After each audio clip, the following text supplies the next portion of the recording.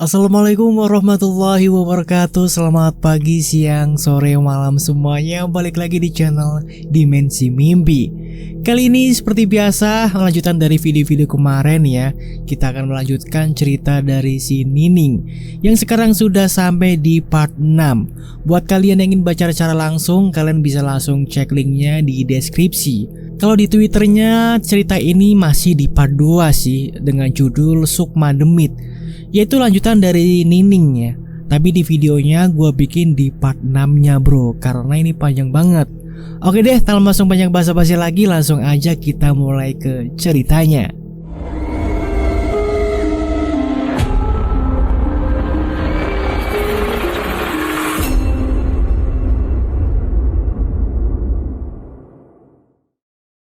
Pak Hanif yang waktu itu masih mengasuh Arya yang masih berumur 11 bulan ikut diberi panggilan itu.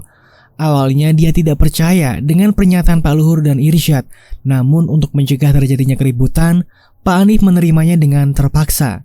"Anak kamu namanya siapa?" "Arya Kusuma." "Bagus. Terima kasih Pak." Pak Luhur langsung meninggalkan rumah Pak Hanif sambil menatap sinis kepada bayi yang masih dibedong di kamar tadi. "Pak, kok kayaknya Pak Luhur tidak senang kepada Arya, ada apa ya?" "Kayaknya sih. Semoga saja tidak ada kejadian apa-apa." Semua panggilan telah dibagikan kepada tiap warga. Kini tinggal menunggu waktu yang tepat agar Nining bisa keluar dari panggilan itu. "Pak, panggilan ini kok sangat aneh. Apakah emang dirancang seperti ini?" tanya Bu Mala. Pak Hanif melihat rekatan di tiap sudut panggilan itu. "Kita belum pernah melihat cermin seperti ini. Apakah dia memproduksinya?" "Sepertinya tidak Pak. Ini dibikin secara mendadak." Tiba-tiba ada suara ringikan tawa dari kamar mandi. "Pak, itu siapa?" "Gak tahu Bu. Apakah memang benar ini panggilan kutukan? Aku pernah dengar rumor ini Pak. Cermin ini menyimpan jiwa seseorang dan juga mencari jiwa yang seikatan dengannya. Aku tidak paham Bu." Ringikan tawa itu semakin jelas. "Bu, cepat masuk kamar." Bu Mala segera masuk kamar, sedangkan Pak Hanif mengejar arah suara itu. Suaranya terdengar jelas di belakang kamar mandi. "Aku tahu siapa kamu. Kamu yang telah membantu persalinan istriku kan? Mau apa kamu kemari?" Suara cipratan air terdengar dari kamar mandi, padahal sudah dimatikan, tapi mengapa masih menyala? Pak Hanif mulai memasuki kamar mandi tersebut. Baru saja dia melangkah, seperti ada yang mendorongnya dari luaran dengan sangat keras. Bruk! Pak Hanif terjatuh tepat di dalam kamar mandi. Dengan seketika kamar mandi itu terkunci dari dalam. "Woi, buka woi! Buka! Jangan ganggu istri saya! Jangan ganggu Arya!" Pak Hanif sebisa mungkin untuk membuka pintu, namun tidak bisa terbuka. Dia berusaha mendobraknya. Bu Mala masih terdiam di kamar sambil menggendong Arya kecil. "Anakmu, anakmu." Suara itu terdengar jelas. Keringat dingin Bu Mala mengalir deras. Dirinya berada di ambang ketakutan. Papa di mana?"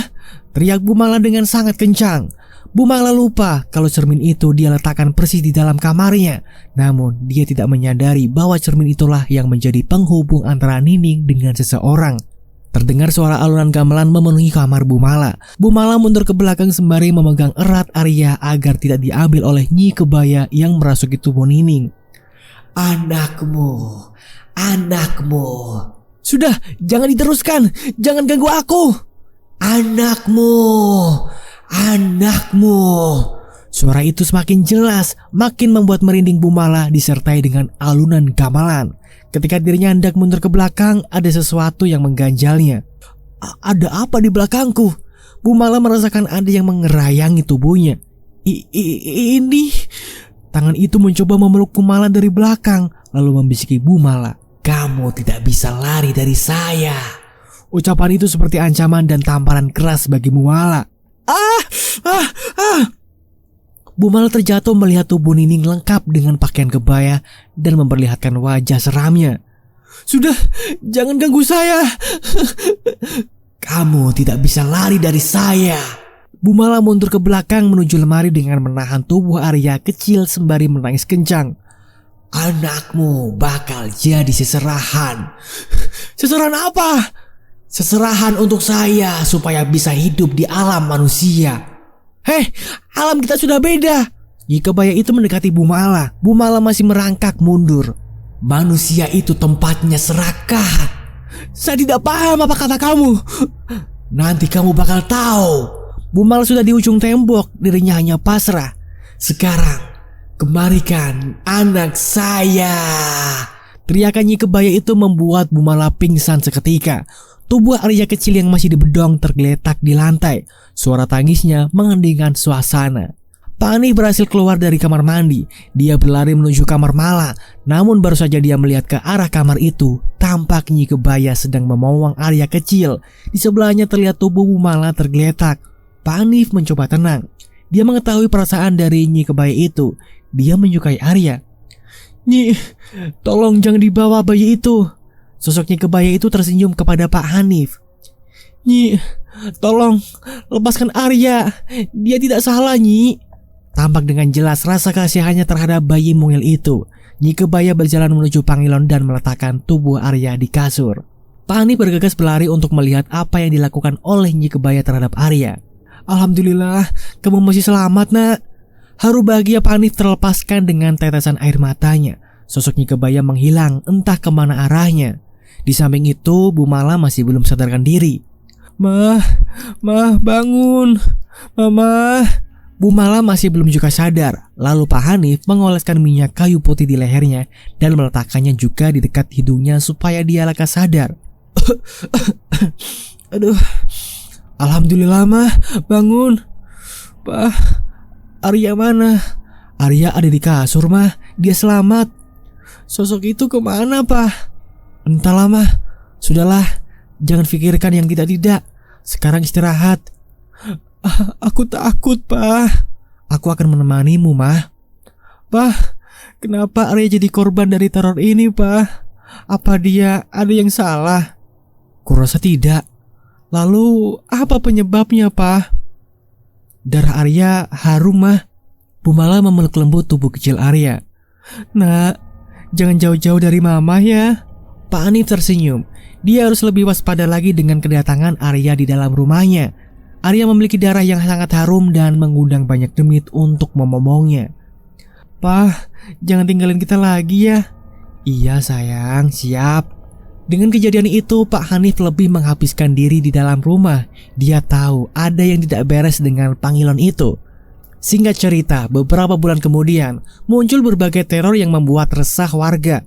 Mereka sering didatangi para korban pagebluk dan diminta untuk menguburkannya secara terhormat.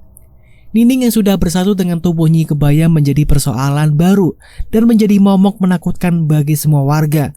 Ada yang pernah diganggu olehnya seketika malam hari tiba. Bahkan, beberapa warga sering kehilangan anaknya dan dipercaya bahwa sosok Nininglah yang menyembunyikannya. Sehingga muncullah berbagai macam kesimpulan. Kesimpulan itu jika kita tarik dari benang merah, kejadian yang terjadi memiliki 3 poin terpenting, yaitu yang pertama, Pangilon itu harus dihancurkan. Dan yang kedua, mereka yang terlahir di malam bulan purnama harus tetap waspada. Dan yang terakhir, Pak Luhur sebagai orang yang ditakuti dengan mengendalikan berbagai macam demit di rumahnya. Sesepuh di desa tersebut menghimbau untuk segera menghancurkan semua Pangilon yang diberikan oleh Pak Luhur. Adapun mengenai Pak Luhur, mereka telah menggerebek rumahnya, namun tidak ada satupun orang di sana. Irsyad dan Pak Luhur beserta para pengikutnya menghilang seperti tenggelam dimakan bumi. Apakah yang terjadi dengan mereka semua? Thread ini belum selesai ya teman-teman, masih menyambung dengan persoalan yang akan terjadi dan mengungkap lebih jelas tentang misi sebenarnya dari Pak Luhur itu sendiri. Nah, kalian penasaran untuk mendengarkan cerita selanjutnya? Satu thread selanjutnya akan menyambung menuju Batur Gaib 1990 dan Batur Gaib 2005. Insya Allah dari Mas Restu ini akan menuliskan ceritanya. Dia mungkin butuh waktu sedikit ya teman-teman. Maka dari itu kita tunggu saja update dari cerita si Nining ini dengan judul Batur Gaib 1990 dan Batur Gaib 2005. Nah itulah sekian dulu ceritanya teman-teman, sampai di sini dulu ya. Bagaimana menurut kalian? Pendapat kalian tuh gimana tentang cerita ini? Tulislah di kolom komentar ya. Terima kasih banget nih buat Mas Restu Wiraatmaja yang sudah mengizinin saya untuk membawakan ceritanya di channel Dimensi Mimpi. Terima kasih juga buat kalian semua yang sudah mendengarkan cerita ini sampai selesai, dari part 1 sampai part terakhir ini gitu ya. Buat kalian yang suka videonya, jangan lupa lah untuk klik like-nya, dan yang belum subscribe silahkan diklik dulu tombol subscribe-nya, nyalakan loncengnya agar kalian tidak ketinggalan cerita-cerita terbaru dari channel Dimensi Mimpi. Saya di sini pamit undur diri dulu. Wassalamualaikum warahmatullahi wabarakatuh. Sampai jumpa di video berikutnya.